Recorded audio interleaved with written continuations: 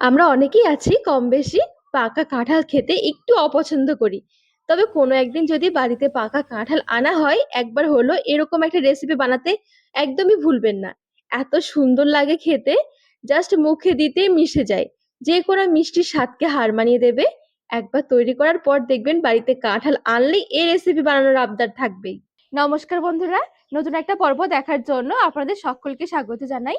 আজকে বানিয়ে দেখাবো পাকা কাঁঠালের নরম তুলতুলে রসবড়া।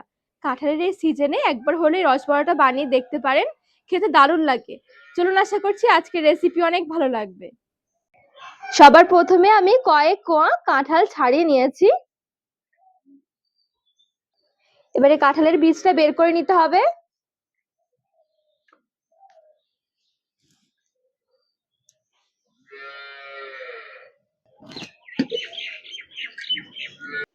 বীজ ছাড়ানো কাঁঠালটুকু এবারে মিক্সিং জারে নিয়ে নিচ্ছি। সবগুলো কাঁঠালের কোয়া থেকে বীজ ছাড়িয়ে মিক্সিং জারে নিয়ে নেব।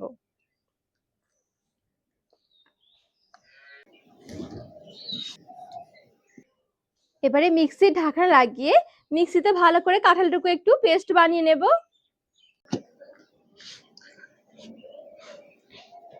এই দেখুন, মিক্সিতে ভালো করে একদম কাঁঠালটা পেস্ট বানিয়ে নিয়েছি। গ্যাস ধরিয়ে এবার এদিকে একটা কড়াই বসিয়ে দিয়েছি। একটা মিডিয়াম সাইজের বাটি মেপে এক বাটি নিয়ে নিচ্ছি কাঁঠালের পিউরি বা কাঁঠালের পাল্প।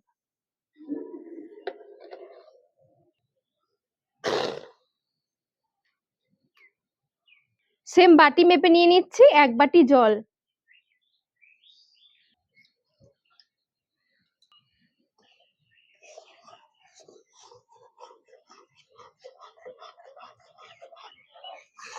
জলের সাথে কাঁঠালের পিউরিটা ভালো করে একটু মিশিয়ে নিতে হবে।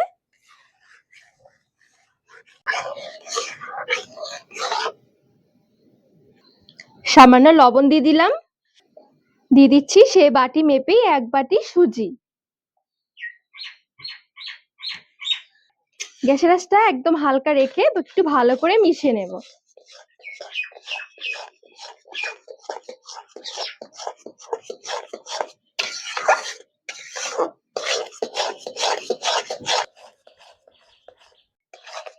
সুন্দর করে দেখুন নেড়ে ছেড়ে মিশিয়ে নিয়েছি।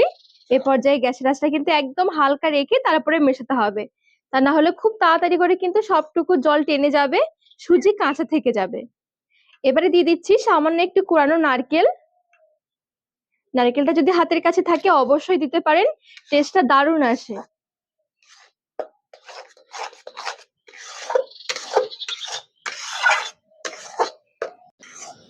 দেখবেন এখানে নাড়াচাড়া করতে করতে আস্তে আস্তে খুব সুন্দর কিন্তু এটা টাইট হতে শুরু করবে।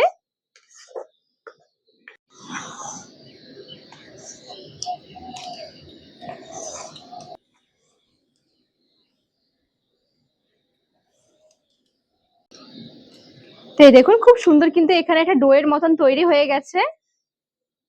এই দেখুন, এবার নামিয়ে একটু ঠান্ডা করে নিতে হবে।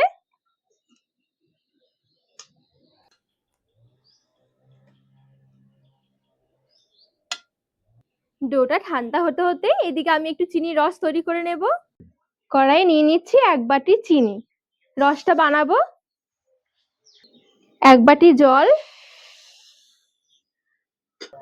কয়েকটা এলাচ মুখ ফাটিয়ে দিয়ে দিলাম।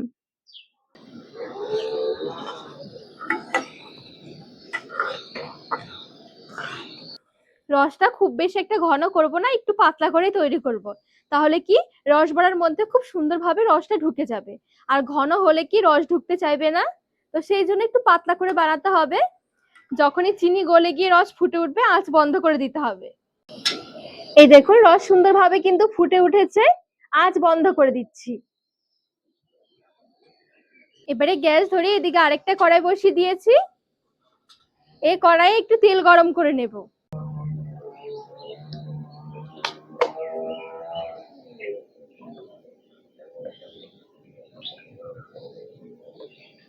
সুজির ডোটা যে আমি তৈরি করে রেখেছি, এবার এদিক থেকে হাতে একটু তেল মেখে তারপর অল্প করে নিয়ে নিচ্ছি। এই দেখুন অল্প একটু নিয়ে ঠিক এরকম একটু গোল করে নিয়েছি। খুব বেশি বড় করবো না রসবড়াগুলো, তো একটু ছোট ছোট করেই বানিয়েছি। ঠিক এইভাবে করে রসবড়াগুলো আমি আগে কয়েকটা তৈরি করে নিচ্ছি। তেলটা গরম হতে হতে এদিকে আমি কয়েকটা বড়ার আকারে তৈরি করে নিয়েছি। এবারে তেলে অল্প অল্প করে দিয়ে ভেজে নেব।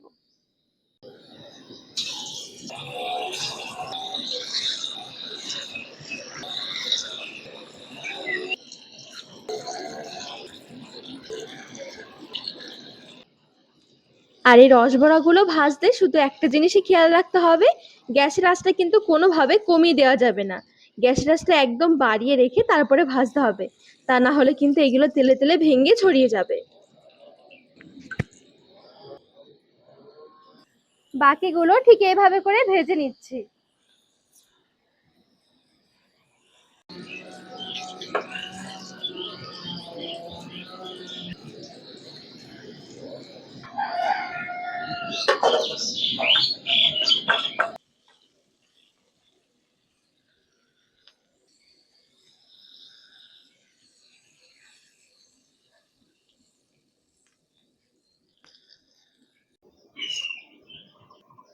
এখানে সবগুলো সুন্দর করে ভেজে তুলে নিয়েছি। দেখুন কি দারুণ দেখাচ্ছে।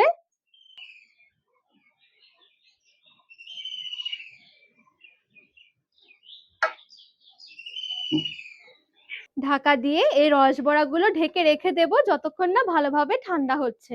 এগুলো কিন্তু এখন এমনিতেই নরম হয়ে গেছে, তবে যখন একটু ঠান্ডা হবে খেতে বেশি ভালো লাগবে। ভালোভাবে ঠান্ডা করে তারপরে একটা প্লেটে তুলে নিয়ে সাজিয়ে নিয়েছি। দেখুন দেখতে কি দারুণ দেখাচ্ছে। শুধু একবার তৈরি করুন, বিশ্বাস করুন ভাবতেই পারবেন না যে এগুলো এতটা স্বাদ লাগে খেতে, এতটা সুগন্ধ। দেখবেন এই সুগন্ধ শুনে যেন জিভে জল এসে যাবে, যে কোনো মিষ্টি স্বাদকে হার মানিয়ে দেবে। আর শুধু একবার দেখুন যে এগুলো কতটা নরম তুলতুলে তৈরি হয়েছে, মুখে দিতেই দেখবেন একদম মিশে যাবে। তো বন্ধুরা, আজকে রেসিপি আপনাদের কেমন লেগেছে অবশ্যই কমেন্ট করে জানাবেন। আর রেসিপি ভালো লাগলে চ্যানেলটিকে সাবস্ক্রাইব করে পাশে থাকার অনুরোধ রইল।